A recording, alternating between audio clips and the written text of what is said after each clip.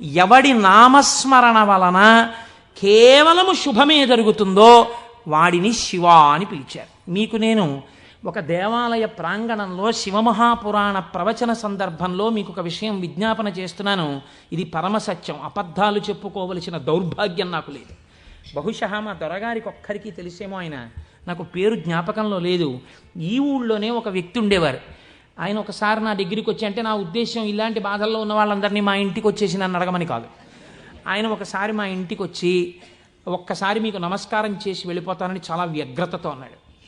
అంటే నేను ఆఫీస్కి వెళ్ళిపోతున్నానండి, టైం అయిపోతుంది, ఇప్పుడు నమస్కారం పెట్టి మాట్లాడడం ఎందుకు? అక్కర్లేదు, నేనేం మాట్లాడను, ఒకసారి నమస్కారం చేసి వెళ్ళిపోతానని. సరే చెయ్యండి, కానీ అది మీరు నమస్కారం చేస్తానన్నట్టు లేదు, ఒక్కసారి మిమ్మల్ని కొడతానన్నట్టుంది. ఎందుకంత భావన వ్యగ్రత అన్న అంటే, ఇవాళే నా జీవితానికి చిట్ట చివరి రోజు, నేను ఆత్మహత్య చేసుకోబోతున్నాను. నా మనస్సులో ఎప్పుడైనా శాంతి కలిగితే మీ ఉపన్యాసాల్లోనే కలిగేది. అందుకని మీకు ఒక్కసారి నమస్కారం చేసి ఆత్మహత్య చేసుకుందామని వచ్చాను. మీకు ఒక్కరికే చెప్తున్నాను, మీరు ఎవరికీ చెప్పకండి, సాయంకాలానికి నేను ఉండను అన్నది. నేను హడిలిపోయిన, ఇది నాకు చెప్పాడు బాబని. అది నేను తర్వాత ఎడతాను ఆఫీస్కి, అవసరమైతే హాఫ్ డే సీఎల్ ఎడతాను, కూర్చోండి అది కూర్చోబెట్టాను. అంటే బాబోయ్ ఇలా మా ఇంటికి వచ్చేయమని కాలుష్యమండి. కాబట్టి కూర్చుంటే ఏమి మీకు ఎందుకు కలిగింది బాధ? ఆయన ఏదో పాపం చాలా చెప్పుకొచ్చాడు ఏడుస్తూ. నేనన్నా సరే ఒక పని చేయండి, ఆఖరి ప్రయత్నం ఒకటి చేయండి.